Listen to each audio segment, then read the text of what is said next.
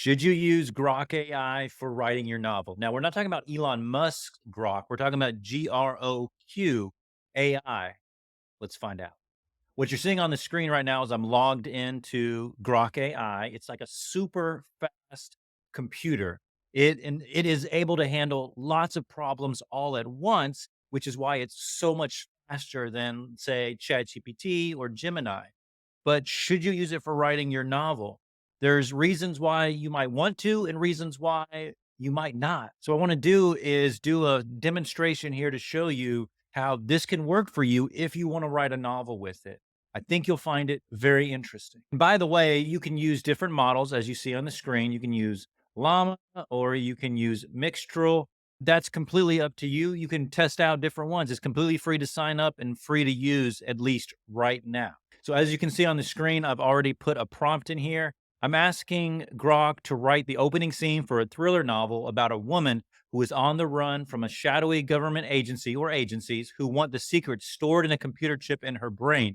And I'm asking Grok to write 1,000 words because when I ran this test just minutes ago, I asked for 500 words and I actually got like 1,300, which is so much more than you'll get from ChatGPT or Gemini or Claude or these other AIs, at least at once.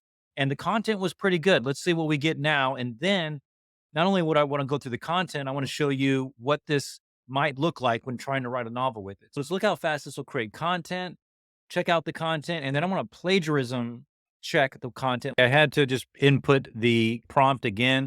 For some reason, it go through the first time. So let's see how many words we got this time. Looks like less actually. All right. Word counter plus. All right. So we got 737 words, which still is more than usually you'll get from ChatGPT or Claude.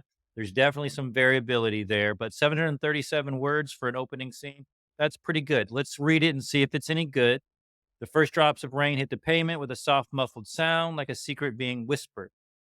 Okay, we got the sky, the rain. We've got a doctor, Rosaline Reed. Some of this is similar to the content it gave me before, which is interesting. She's been on the run. So we got an opening scene. Okay. And we have some dialogue, we have conflict. That's all good for writing a novel.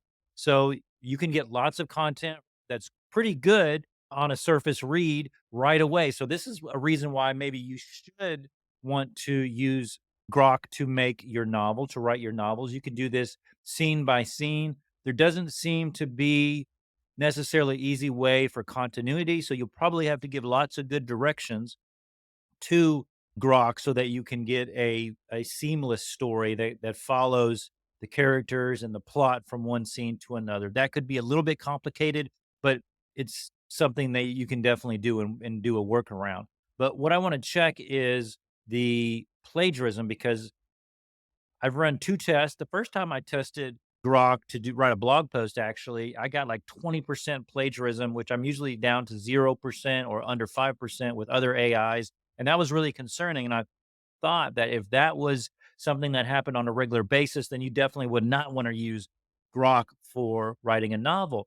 However, when I just reran that test a moment ago, I got 0% plagiarism. So that obviously is ideal. What we're going to do is hop over to my plagiarism checker, EasyBib, which is a plagiarism checker I use for all of my content, including novels or stories that I write. So I've copied and pasted the content in there. I'm going to recheck for plagiarism and let's see how much plagiarism we get now. Hopefully, we get 0%, because if that's the case, then this is a viable option, a free option right now for you to write novels. Look, we got 0% plagiarism. So that's great. This is the third time I've run this test.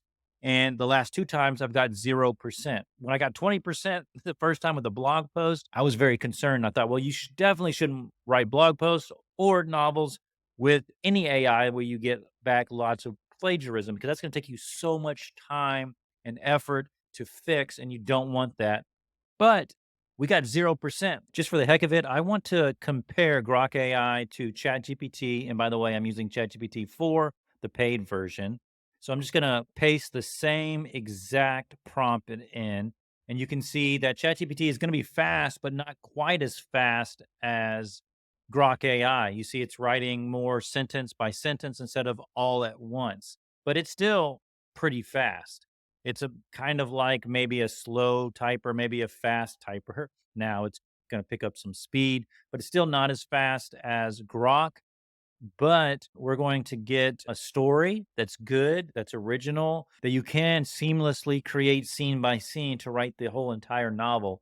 Pretty easy inside of ChatGPT 4. I have other videos about that, so check those out after you watch the rest of this one. With Grok AI, it's going to be a little bit more difficult to create scene by scene, but you can definitely do it with a little prompting. You'll just have to remind Grok each time what you want the scene to be and give it a little bit more directions than you would with ChatGPT, which also needs some pointers and direction, but will be able to create continuity much easier. So you can see we're getting a good amount of content here. We got 750 words with Grok. We're gonna also check and see what we get with ChatGPT. We're probably almost done, but it's actually creating quite a bit of content. Now we're at the so we can continue generating to generate more. Again, it just takes a few extra clicks, but this seems to be a good amount of content. Let's see what we got.